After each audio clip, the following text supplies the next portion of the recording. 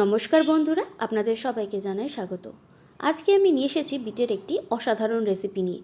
শীতকালে বিটের এই রেসিপিটার সাথে রুটি বা পরোটা যেটাই বলেন না কেন খুবই ভালো লাগে খেতে। তো চলুন বন্ধুরা, আপনারাও রেসিপিটা একবার ঝটপট করে দেখে নিন। এর জন্য আমি নিয়ে নিয়েছি গ্রেট করে রাখা বিটটাকে ঠিক এইভাবে আপনারা গ্রেট করে রাখবেন।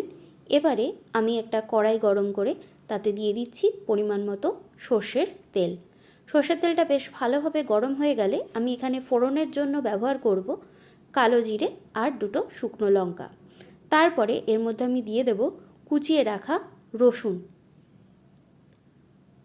তারপরে আমি এর মধ্যে দেব কুচিয়ে রাখা পেঁয়াজটা দেওয়ার পর আমি এখানে দিয়ে দেব চেরা কাঁচা লঙ্কা। তারপরে সমস্ত জিনিসটাকে ভালোভাবে আমি নাড়াচাড়া করে নেব। ভালোভাবে ভাজা হয়ে গেলে এবারে আমি এর মধ্যে দিয়ে দেব গ্রেট করে রাখা বিটটা ঢালা হয়ে গেলে সেটাকে আমি আবারও খানিকক্ষণ বেশ ভালোভাবে নাড়াচাড়া করে নেব। তারপরে এর মধ্যে আমি দিয়ে দেব স্বাদ অনুসারে লবণ আর দিয়ে দেব স্বাদ অনুসারে হলুদের গুঁড়ো।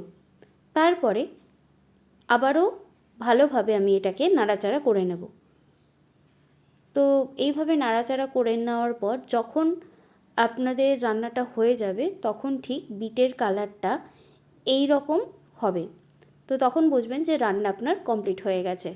তারপরে গরম গরম রুটি বা পরোটার সাথে সার্ভ করুন বিটের এই অসাধারণ রেসিপিটা। আর হ্যাঁ, অবশ্যই জানাবেন রেসিপিটা আপনাদের কেমন লাগলো।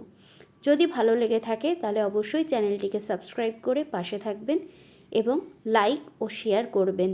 ধন্যবাদ।